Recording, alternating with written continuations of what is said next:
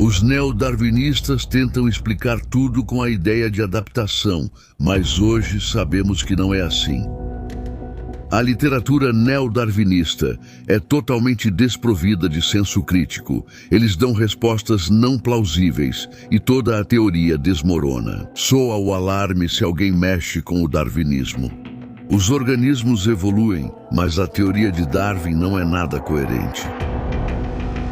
Estas são as palavras do filósofo americano Jerry Fodor, que critica de forma muito precisa a teoria evolucionista postulada por Darwin e defendida pelos neodarwinistas. Como muitos de vocês sabem, já tratamos várias vezes da teoria da evolução e destacamos seus pontos obscuros e duvidosos. Hoje, vamos abordar o assunto do ponto de vista genético. Investigaremos, em particular, alguns pontos obscuros do nosso genoma e não teremos medo de nos aprofundar em cenários inéditos e surpreendentes.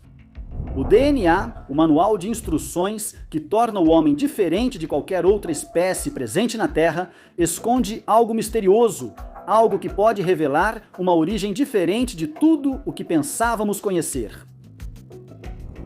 Bem, antes de começarmos essa viagem fascinante, como sempre, convidamos vocês a se inscreverem no canal para apoiar o nosso trabalho e para não perderem nossos novos vídeos. As mutações estão na base de todos os processos evolutivos.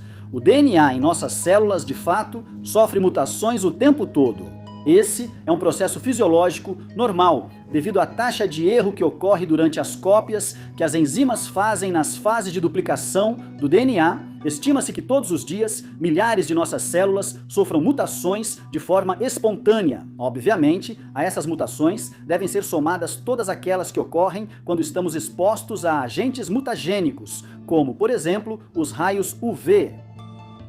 No entanto, as únicas mutações que podem ser transmitidas para a prole são aquelas que ocorrem nas células germinativas, nos ovócitos nas mulheres e nos espermatozoides nos homens. Também nesse caso, os pesquisadores estimaram uma taxa de cerca de 60 mutações a cada geração celular. Esse é um processo lento, que por um lado origina todas as doenças genéticas conhecidas, e por outro impulsiona a evolução como a conhecemos. Essas mutações contínuas, que são transmitidas de geração em geração, contribuem para um inevitável deterioramento do nosso genoma. Esse é um tema muito fascinante que já abordamos e para quem quiser se aprofundar, tratamos desse assunto em um vídeo que você encontra no canal. Antes de prosseguirmos, vamos fazer uma promessa. Daqui para frente vamos abordar temas muito complexos, mas faremos isso da forma mais simples possível para que qualquer pessoa possa compreender os mistérios que estão escondidos em nosso DNA.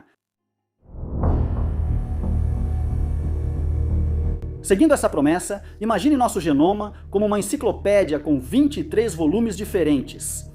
Os volumes são os nossos cromossomos. De cada volume, na verdade, possuímos duas cópias, que são semelhantes porque contêm as instruções para a construção de um ser humano, mas ao mesmo tempo são diferentes, porque cada par de cromossomos é composto por um cromossomo que herdamos do pai e um que herdamos da mãe.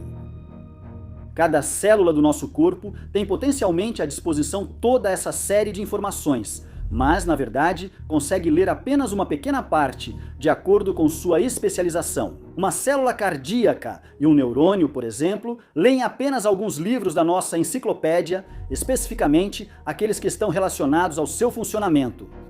Nesse ponto, surge naturalmente a pergunta de como as células conseguem ler as informações presentes no DNA. As informações, para serem decifradas, são transcritas em moléculas de RNA, que são traduzidas em proteínas, que são as moléculas realmente funcionais nas células. Aqui surge o primeiro mistério fascinante.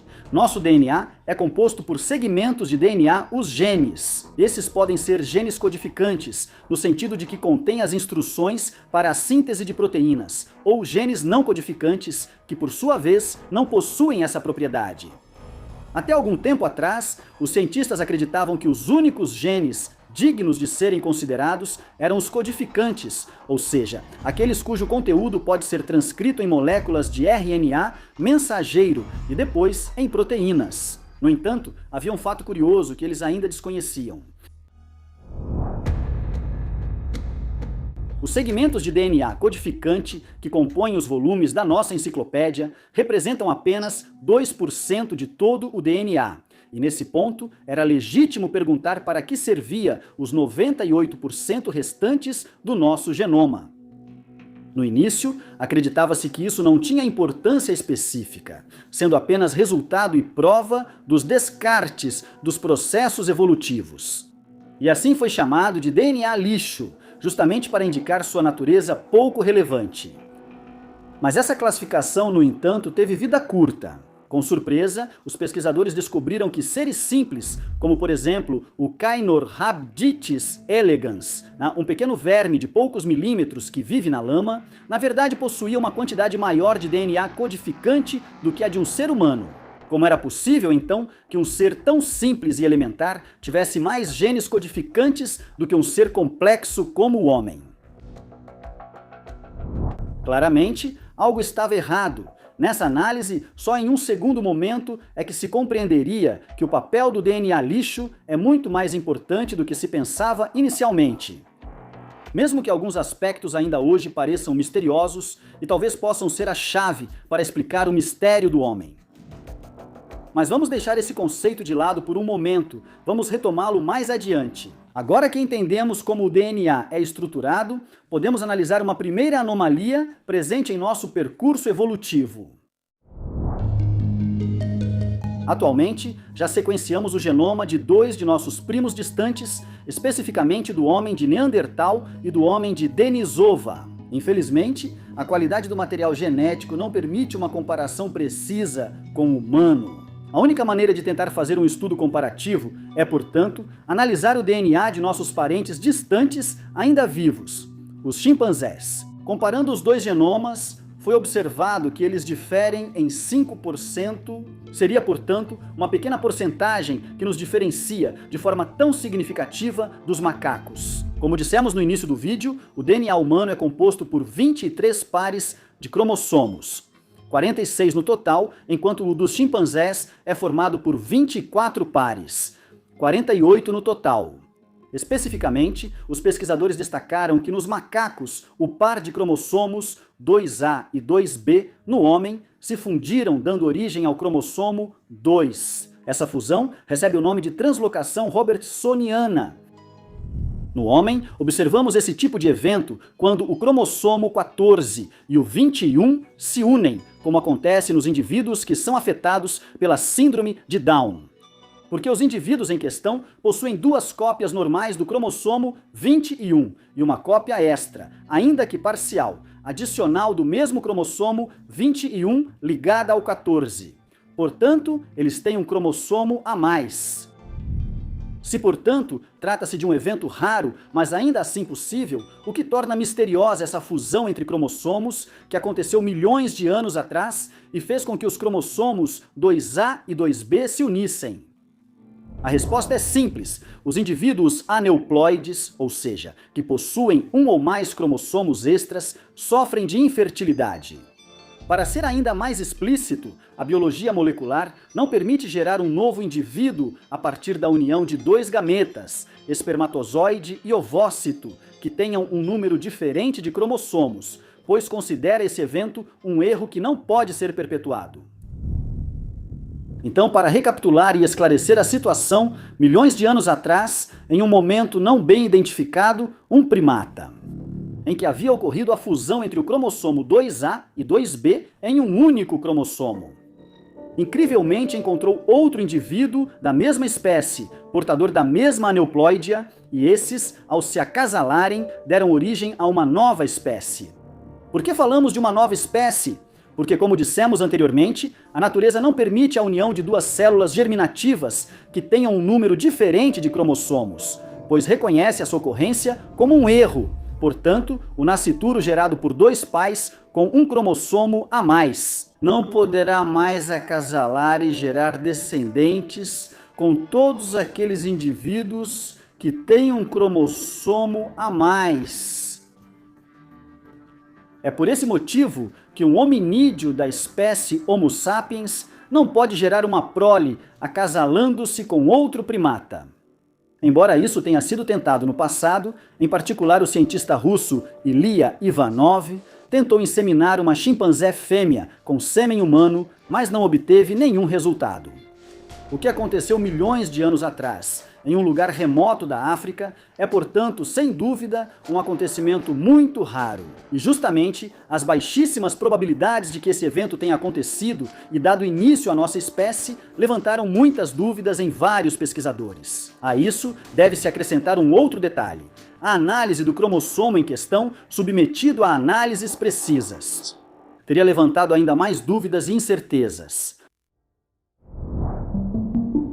Os macacos têm 48 cromossomos, mas os seres humanos têm 46. Então, os evolucionistas têm uma discrepância nos números cromossômicos. E eles precisam de uma solução que, de alguma forma, torne o homem geneticamente mais próximo dos macacos. Eles acreditam que 2 cromossomos de macacos se uniram formando o cromossomo humano 2. Apoiados por uma sequência encontrada que sugere isso. É um trecho de DNA com algumas sequências de telômeros, como aquelas que são encontradas na extremidade dos cromossomos, no meio do cromossomo 2.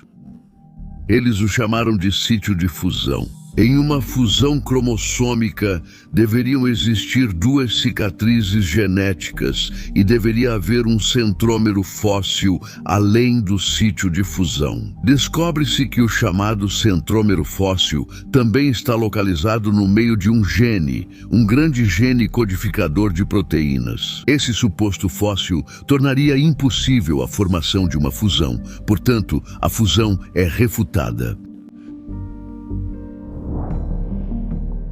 Nesse evento raro e improvável, alguns pesquisadores veem a prova de que o homem e o macaco não têm nenhum tipo de ancestral comum. Outros, por sua vez, veem nisso uma sofisticada intervenção de engenharia genética, realizada por uma entidade externa que, de alguma forma, selecionou a espécie humana, afastando-a para sempre do progenitor símio.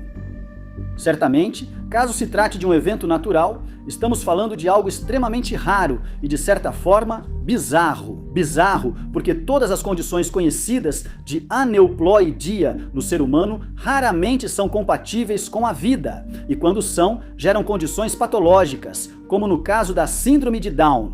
A isso devemos acrescentar outro detalhe. Não sabemos na prática o que a fusão desses 2 cromossomos acarretou, quais características esse evento conferiu à nova espécie, mas é altamente improvável, se não impossível, que apenas isso tenha determinado as peculiaridades humanas. A única coisa da qual temos certeza é que isso separou para sempre de todos os outros seres símios, afastando-o em uma nova espécie. Agora, se tudo isso é fruto da improbabilidade do acaso ou de uma intervenção externa, continua sendo uma pergunta fundamental a ser respondida. O que tornou o homem o ser único que conhecemos? Responder a essa pergunta certamente não é simples, mas, ao analisar nosso DNA, surge uma hipótese muito interessante. A resposta pode, de fato, vir de um evento externo ao nosso planeta. Mas vamos por partes e retomemos o conceito do qual falamos na primeira parte do vídeo, aquele referente ao DNA codificante e não codificante. Como dissemos, a maior parte do nosso DNA é não codificante e por muito tempo foi considerado inútil.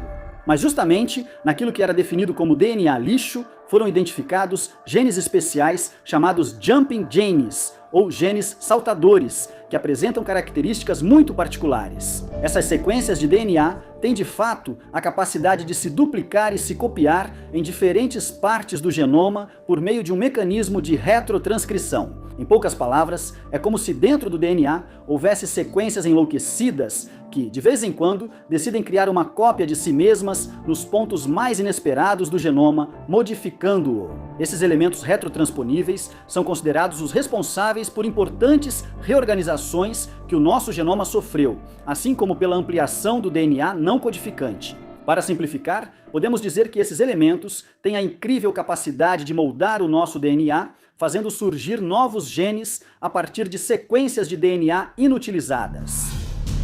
Esses incríveis elementos, porém, depois de terem participado da criação do projeto humano, se desativaram. acumularam várias mutações que os desativaram. Mas existem alguns métodos que são capazes de reativar esses pequenos engenheiros e despertá-los do seu sono genético. Atualmente, o único lugar onde eles podem ser despertados é nos neurônios, e quando isso acontece, o indivíduo desenvolve patologias neurodegenerativas ou neuropsiquiátricas.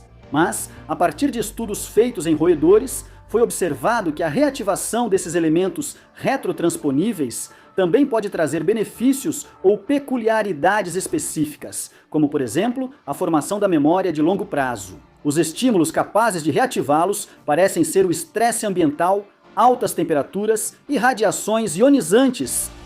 Para esclarecer o conceito, vamos usar o exemplo da enciclopédia.